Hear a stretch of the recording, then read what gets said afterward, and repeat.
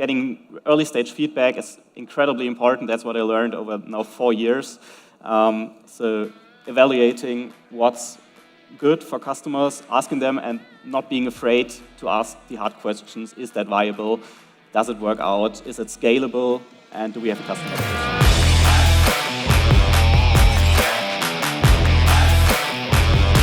Hello. Hi, Paul. It's a great pleasure to have you here on stage. Your first idea, Paul's first ideas for digital services came to his mind at the age of 14. And you founded your current company at the age of 18. So I'm really excited that he shares some experiences, some insights from his really special story with us at MSP Global. So your aim is to help companies in the healthcare sector. But let's start where it all began. So at the age of 14, how do your ideas come about? Well, first of all, thanks for having me. It's a wonderful pleasure to be here. And I guess at age of 14, there's a lot going on, school mainly. But also, if you come from a house with two parents which are both computer scientists, you get like, from a really young age, that IT background. And I started someday that I noticed, okay, I can turn on a computer, that's the first step, and I can open a code editor and start programming. So that's when I noticed, okay, I can probably make some money while being in school.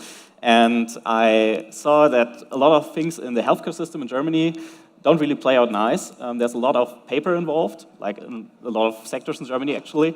And then I just started, okay, how can I improve this? And I guess the best ideas come from seeing a problem in real life and actually trying to solve them. And that's what I started at the age of 14.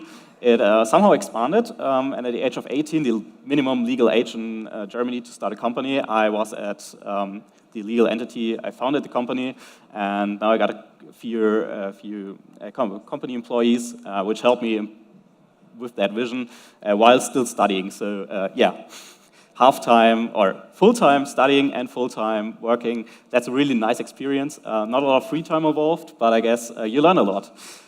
So the story of your parents remind me to Google. Maybe you know that Paige and Bryn, 3 of their parents are professors at Harvard, at Yale. So good luck with your parents. How do you evaluate your ideas? I think it's a good idea for all of us to solve real problems from real customers and not to be too far in a virtual world. But how do you evaluate your ideas if your computer is turned on? Yeah. Exactly. I think it's really important to learn how your ideas work out in real life at a full scale, like talking really at an early stage with customers, asking them, hey, is our idea approachable for you? Does it work out in real life? Because like you can always make up a huge drawing board, take a look, okay, that would probably make a business case, but if you don't have clients at the end and probably waste half a year of development time, as a company, as a young company, you're going under, that's for sure. And really getting early stage feedback is incredibly important. That's what I learned over now 4 years. So evaluating what's good for customers, asking them and not being afraid to ask the hard questions. Is that viable? Does it work out? Is it scalable? And do we have a customer base? So if you want to evaluate, there are several paths, and as far as I know from lots of guys, they try to send online formulas or online polls, and what I now learned from you is the hard way is to speak with real-life people, yes, and to get the first feedback to your ideas in these personal chats, right? Exactly. That's what like those conferences are good for, or going to customers directly, like knocking on their doors. Like you can always send a LinkedIn cold sales. You try that, but like you will have 0.1% of conversion rates, and at an early stage, you won't have any luck with that, at least from my experience. So really go out there, meet persons in real life, customers, and trying to pitch them your idea, and if they're interested, develop that idea further and scale from that. Beyond your parents, are there any role models who inspired you to start your way into the IT sector and our industry? Tough question. So I guess it's important to have some role models which are for visions. Like for me, it would be probably Ada Loveland, so like a really young, innovative person in the IT sector, and a business role model, like Tim Cook for me, like persons who really get to know the numbers. Like you can always have a vision, but it's always important to look at the numbers to see, okay, like even if you have a good gut feeling, which is really important in young companies, you will still need to prove your company by numbers at the end, and that's what's important. And so I have like a couple of role models in the business area and a couple of models in the innovative, let's have great ideas area, and that's, I think, really important. A good combination of two role exactly, models. Yeah. Absolutely. The healthcare sector. I'm really not an expert. I'm only going to some doctors for sure, but how do you assess your alternatives and come to the conclusion that you try to achieve something in the healthcare sector and for sure in Germany, I guess. So how that? Okay, so the healthcare sector in Germany is really, it's a huge family. Like, if you know one customer, you get to know a lot of other customers, which is really unique. As at MSP GLOBAL. Exactly, like, huge family here. And it's really important to know a lot of customers, not by marketing first. Like, if you have a small company, you won't have a huge budget for marketing. And the healthcare sector in Germany and in other places as well, there are few players, and if you know them, they talk to each other, and then we will have a customer base which is reliant and good paying, and that's for a small company, of course, quite important. So these are really people within the healthcare sector, not other IT companies or partnering to get contacts inside the healthcare sector. Exactly. So you're really going into the core of the nucleus of the healthcare sector, right? Exactly, and that's what makes it so interesting for me, because you learn a lot about healthcare as well. Like, you get to solve problems, and by that, you talk to doctors, you talk to the customer directly, and not a huge C-level suite. So, yeah, you learn a lot, and we speak directly to doctors, and that's what makes us unique as a company, because we have people who have medical background in the company, so they really know their stuff. And we have people who are involved in software development, who are involved in scaling, like servers, all that. So we have that combination, and that is what our company is all about. What did they tell you? What are their real-life issues, their challenges that they want to discuss with you, that they want you to solve it for them?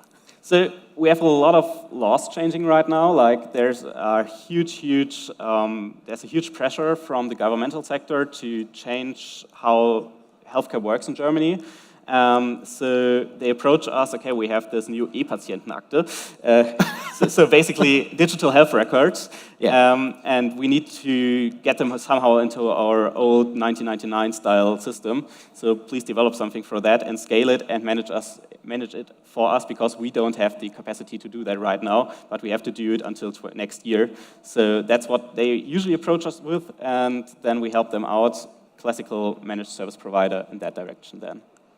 So it's about data flow, data security probably. Is security an issue? They have very crucial data in the healthcare sector, as far as I know. So, and that's what I witnessed as well. Like, data security is really important, and we learned that a lot of healthcare providers need the same solutions. So they have a lot of the same business cases, and what I learned from my experience is that if you talk to enough people, they will tell you all about their problems, and a great business starts when you see what their problems all have in common. And so that's what we've done. We've built a huge platform for the healthcare system in Germany, and now expanding onwards from that, where you can have digital courses. And so we have our first product since 2 months now out on the market. It's a really interesting journey, getting there from the classical MSP to MSP with developed software from in-house. And at the age of 22, it's quite interesting to be in that sector for sure, but it's a nice family here. Your company is named Dotreflection. Yeah. So give us a little insight. Why Dotreflection? What should this tell us? and what really are the 2 to 3 main offerings Dotreflection has? Okay, so Dotreflection, the name, comes from a term in the medical sector, which is in the CT. So if you get like a scan, you have reflections in dots, and trying to get a company name in Germany which is not yet registered, which has the .de domain, .com domain, and social media handles is quite challenging. So that's what I've did at the age of 18. So that's where Dotreflection is coming from, and we provide MSP for the healthcare sector. That's like the whole, that's what we write on our company website. And from that, we have expanded into software development, because we have a lot of software development which are really talented. And we have our own system for digital courses, Next Member it's called, and with that we provide digital course solutions, digital training solutions to company for like their employee trainings, not only in the healthcare system, but in general, because like we put really a lot of time into it, 2 years in development, and we now have a system which is universally applicable to a lot of sectors, so we're branching out of the healthcare system, but yeah. Not only you have role models, as you mentioned, maybe you are some kind of role model too for others who start their business.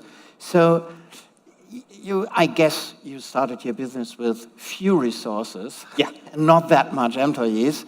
So what's crucial about this starting is after you have spoken with the healthcare sector, with doctors, etc., did you reach out for VCs or did you ask your parents? How do you get the energy, the financial resources, for instance, to really found a company at the age of 18 and to hire employees? How do you get the resources? Being flexible in your wage before you start a company was really important. I had like a wage of €3 from the age of 14 to 18. So I worked a couple of thousand hours to get the business started. Like in Germany, you need €25,000 to start a company. So that's what I basically earned from 14 to 18. And with programming? Yeah, exactly. Okay, wonderful. And then I bootstrapped the whole company. I didn't reach out to any VCs because like reaching out to VCs while still being in school, you can do that. It's for sure a great LinkedIn article, but you will have a terrible time managing all your resources. If you have VC money, you will have a lot of like impulse right away, but you will also need to manage that resource. And I started alone, one developer, that was me. And then I slowly built up from there, bootstrapping the whole company. And for me, it was the only viable way to do that. So yeah, highly recommended not going to VCs right away, unless you have a really great business case, which is already proven, because then VCs really will like you and ask not too many questions. I just want to get a little bit of emphasis on what you just mentioned, because I have a VC experience 20 years ago by myself. And the risk is, and now we go to the risk phase, is to be too much focused on numbers and not on problem solving. That's my personal experience working with VCs. So that's an additional parameter. If you decide if you want external money or not, keep in mind that you have to have problem solutions, really. Exactly, and a gut feeling. Yeah, we come to this. But developing without these external money is not free of risks too. So what risks did you experience, or maybe trapped into it? Are there pitfalls which you haven't seen coming and really had maybe some kind of bad experience? Sorry for asking, but I'm asking for all these people in this room. There will be a lot of things going wrong when starting a company, like building your first product and seeing, okay, we have now a customer and we need to scale our product, and not having the thought beforehand of how to scale a product. That's something I witnessed. Scaling in employees because you have money, and then thinking about how to get the wage for the employees through the door on an everyday basis is also something I had to learn the hard way. Like at the start, you always most certainly will get an impulse that says, okay, let's go, let's scale this thing 2 or 3 times per day, per month. upwards. And you can do that for like 2 months probably, and then you will see that you have huge bills to pay, and asking yourself, okay, how do I come to do this? And yeah, like you get to know your stuff, and not having the risk of having a VC which you have to own money or something, that makes at least your own sleep a lot better at night. So yeah, a lot of risks, but a lot of fun experiences as well. That's like a thing I also learned. Like you can go to MSP, you can go to Cloudfest, you can go to all those conferences, meet a lot of people, talk to them, and that's a great experience. And then having a company and having a great story. Even if your company fails, you will still have a great story, and that's what you can do at a young age, and probably if you're older too, but that's not my insight right now. We do not speak about. That's our agreement for my age. My experience was the biggest share in the cost segment was hiring people. Yeah. So the biggest risk for all of us, and maybe it's the same with you and your company, Dotreflection, is the decision to hire the next employee.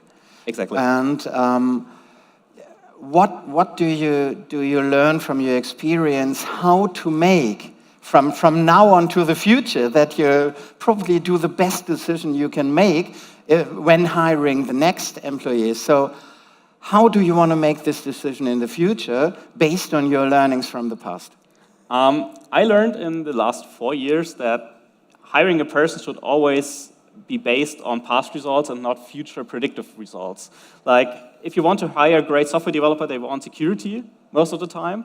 And if you can pitch them, okay, we have a company, it has those business cases, and we can be sure that you will still have your job in a year from now on, that will give them security, and that will give you security as a CEO as well. And not scaling indefinitely because you think you will be successful with your product. That will hurt you in the future, most certainly, at some day or some point. And one strategy to mitigate some risk is also what the claim of the whole event of MSP GLOBAL is build your ecosystem. So is that part of your strategy for the future too, that you do not need to hire people to develop special things or to have some managed service solutions? You mentioned your customers want security solutions, want to have data transfer per API, maybe want to have video and web hash solutions. So how we're building an ecosystem really from the startup? Yeah, it's really important, in my opinion, to have a strong ecosystem and have a stable ecosystem as well. That's why it's important to talk to people, because you can way better understand what they're doing then and get to know if they're a stable business in 2 years from now on. And having a stable ecosystem is also great, because then as a founder you can be still with your product. If you scale and scale and scale, you will someday reach the point on which you will only be part of scaling and not part of the product. Like, you will probably manage somehow the vision still, but like, you will not be talking to customers anymore.